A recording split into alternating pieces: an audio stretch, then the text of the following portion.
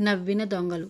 పట్టు వదలని విక్రమార్కుడు చెట్టు వద్దకు తిరిగి వెళ్ళి చెట్టుపై నుంచి శవాన్ని దించి భుజాన వేసుకొని ఎప్పట్లాగే మౌనంగా శ్మశానం కేసి నడవసాగాడు. అప్పుడు శవంలోని బేతాళుడు, రాజా, నువ్వు ఏ స్నేహితుడి కొరకైనా ఇలా శ్రమ పడుతున్న పక్షంలో స్నేహితులను గుడ్డిగా నమ్మకు. పరిస్థితుల ప్రభావం వల్ల ఆప్తమిత్రులే ద్రోహులవుతారు. స్నేహభావంతో చెడిపోయిన తారానాథుడి కథ చెబుతాను, శ్రమ తెలియకుండా విను అంటూ ఇలా చెప్పసాగాడు. ఒక గ్రామంలో తారానాథుడు, సోమనాథుడు అనే ఇద్దరు ఆప్తమిత్రులు ఉండేవారు. వాళ్ళు ధనార్జన చేయదలిచి తమ గ్రామం విడిచిపెట్టి దూరదేశాలకు వెళ్ళి వర్తకం చేసి మంచి లాభాలు గడించారు. ఆ లాభాలను ఇద్దరూ సమంగా పంచుకొని తమ తమ ఇళ్లల్లో స్థిరపడ్డారు. తారానాథుడు తన డబ్బును పొదుపుగా వాడుకుంటూ ఏ లోటు లేకుండా సుఖంగా జీవనం చేస్తూ వచ్చాడు. కానీ సోమనాథుడు ఎచ్చుకాలం రాజధాని నగరంలోనే గడుపుతూ తాగుతూ జూదం అలవాటు చేసుకొని త్వరలోనే తనకున్నదంతా తగలేసి కొట్టుబట్టలతో మిగిలాడు. ఒకరోజు సాయంత్రం తన ఇంటికి వచ్చి సోమనాథుడిని చూసేసరికి తారానాథుడికి కళ్ళనీళ్ళ పర్యంతమయ్యింది. సోమనాథుడు వాడిన ముఖంతో, జుత్తు రేగి, కట్టిన బట్టలు మట్టి కొట్టుకొని దరిద్ర దేవతలా ఉన్నాడు. ఏమిటి సోమనాథ, ఇలాంటి దుస్థితి నీకెలా వచ్చింది అంటూ తారానాథుడు అతనికి కొత్త బట్టలు ఇచ్చి చక్కగా భోజనం పెట్టి ఆ రాత్రి అతను సుఖంగా నిద్రపోవడానికి సౌకర్యం కలిగించాడు. అయితే సోమనాథుడికి ఆ రాత్రి నిద్ర పట్టలేదు. తన మిత్రుడు చూపిన ఆదరణకి అతను సంతోషించకపోగా ఈర్ష్యపడ్డాడు. తనతో సమానంగా డబ్బు పంచుకున్న తారానాథుడు మహారాజుగా జీవించడమేమిటి, తాను తిండికి బట్టకు కూడా లేనివాడు కావటమేమిటి? పచ్చి తాగుబోతుగా తయారైన సోమనాథుడికి ఈ సంగతి తలుచుకున్న కొద్దీ తారానాథుడిపైన పట్టరాని ద్వేషం కలిగింది. ఒక రాత్రివేళ అతను తన మంచం మీద నుంచి లేచి మూలనున్న కర్ర తీసుకొని నిద్రపోతున్న తారానాథుడిని స్పృహ తప్పిపోయేటట్లు కసికొద్దీ కొట్టి అప్పటికప్పుడే రాజధానికి బయలుదేరాడు. మర్నాడు అతను రాజుగారి న్యాయసభకు వెళ్ళి, మహారాజా, మా గ్రామంలో తారానాథుడని నా బాల్యమిత్రుడు ఒకడున్నాడు. నేను దేశాంతరాలకు వెళ్ళి వర్తకం చేసి ధనం సంపాదించుకొని తిరిగి వచ్చేసరికి అతను నా ఇల్లు ఆక్రమించుకున్నాడు. బాల్య స్నేహితుడు కదా అని మంచిగా నా ఇల్లు ఖాళీ చేసి ఇవ్వమంటే నన్ను పట్టుకొని చావగొట్టాడు. తమరు నా దుస్థితి గమనించి నాకు న్యాయం జరిగేటట్లు అనుగ్రహించాలి అన్నాడు. రాజు తన భటులను గ్రామానికి పంపి తారానాథుడిని రప్పించాడు. సోమనాథుడు కిందటి రాత్రి కొట్టిన దెబ్బలతో సగం చచ్చి ఉన్న తారానాథుడు భటుల సహాయంతో రాజుగారికి ఎదురుగా నిలబడ్డాడు.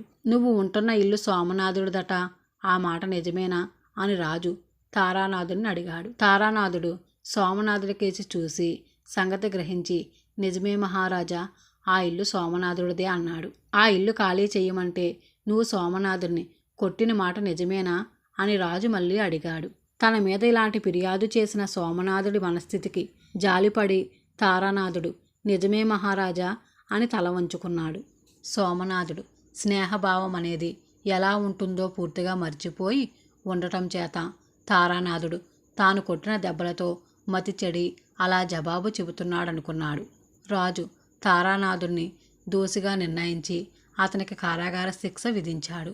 భటులు అతన్ని తీసుకుపోయారు. ఈ తీర్పు వినగానే విచారణ నిమిత్తం తీసుకురాబడిన దొంగ ఒకడు సభ అంతా మారుమోగేటట్లు గట్టిగా నవ్వాడు. సభ ముగియగానే రాజుగారు దొంగను తన వద్దకు పిలిపించి, ఎందుకలా నవ్వావు అని అడిగాడు. దొంగ ఆయనకు తాను నవ్విన కారణం చెప్పాడు.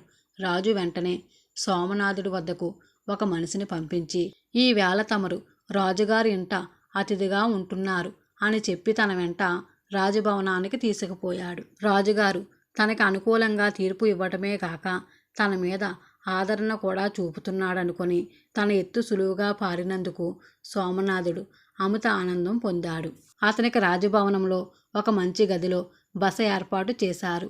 అక్కడ అతనికి భోజనము తాగుడు సమకూర్చి అతనికి రాజభవనంలో ఒక మంచి గదిలో బస ఏర్పాటు చేశారు. అక్కడ అతనికి భోజనము తాగుడు సమకూర్చబడింది. అతను సుఖంగా తిని తాగి చల్లగాలి కోసం కిటికీ తెరిచి చూసేసరికి అవతల గదిలో సంకెళ్ళు వేసిన తారానాథుడు కనిపించాడు.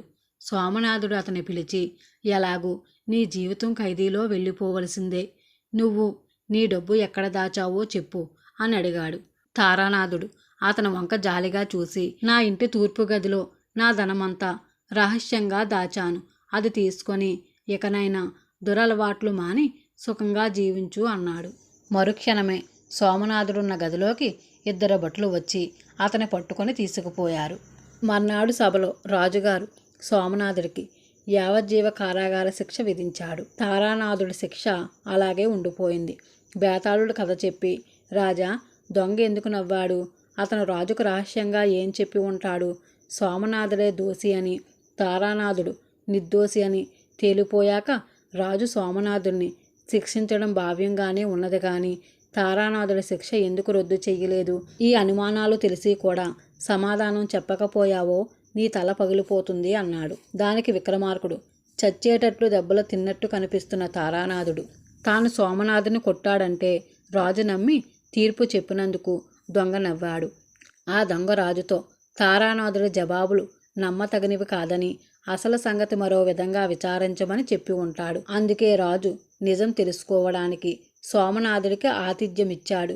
సోమనాథుడితో పాటు రాజు తారానాథుడిని కూడా ఎందుకు శిక్షించాడంటే ఇద్దరూ అన్యాయం కొనసాగించడానికి సమానంగానే పనిచేశారు.